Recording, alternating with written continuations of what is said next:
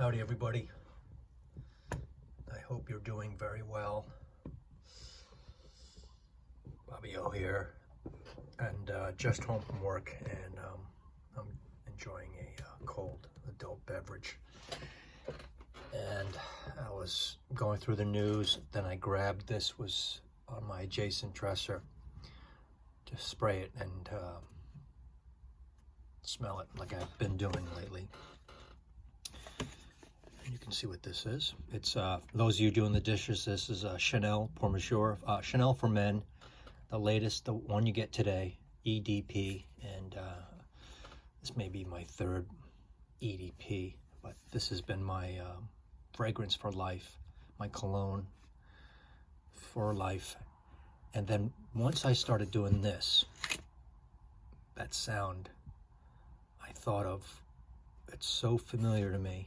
So I decided to record this for posterity. This this object, this perfume, is the most nostalgic. It has so many memories, and it's not just the smell of this.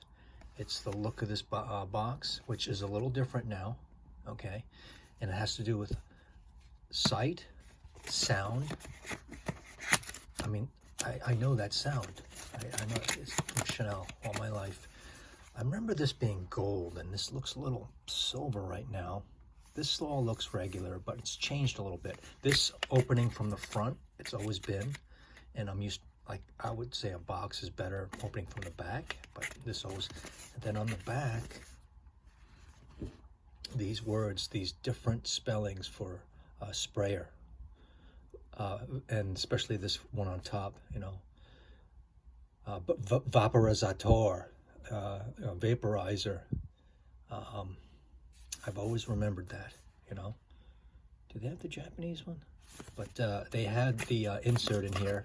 When I got this and I unboxed it, I showed you the insert. It's folded like 14 times, and you know, and it has all the languages. So it's the sight of this, which has changed very little. I do remember this kind of like a gold, right? It makes sense. And then this sound of this 75 mil flacon, and this mirror right here, the thick stem, it's always been there.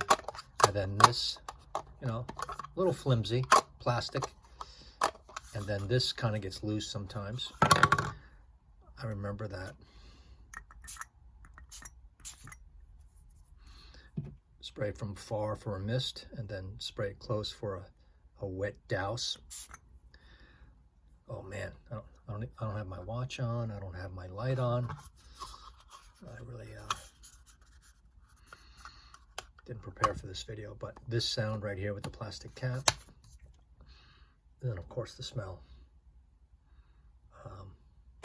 I would say is my greatest memory of perfume, fragrance, cologne in my life. The one that could rival this is my first real colognes that I used to buy for myself in college at university is Pierre Cardin for Men. You know, the long and then the bulbous top, like the phallic, and it was a splash, and then you could just spin it and it spins off, and you could put it back on. You can just spin it and it just goes to tight, and that sound of that is also very reminiscent of my journey in fragrance that started a long time ago. So that's it. And then the reason is I would always keep them in the box. Sometimes I would display them, but I keep them in the box even when the box got kind of like real soft and flimsy and stuff. But that's what I'm used to. That's what I love. And it's definitely Chanel for Men. Yeah, it's not just smell. It's what you're used to seeing and hearing. And yeah, I mean, I can tell you all the bottles here for sound. I can tell you that that's a Dior Sauvage right there. Okay, not a Privé. And I can tell you this is Eugene's just by that, the tone of that. So one thing I'm pretty good with the senses. many scents. Even, yeah, all of them. Touch too, touch. So that's what part of fragrance is, part of all of that, the senses. So let me know if this resonates with you. For me, it's Chanel for Men. Alrighty, and I'll talk to you later. I'll come up with something. Come up with something. But busy wearing my loves. So yeah, I remember that vaporizator, vaporizer, spray, atomizer. Look at all these. I want to know what all these languages are. Like these two on the bottom here. What are, someone tell me.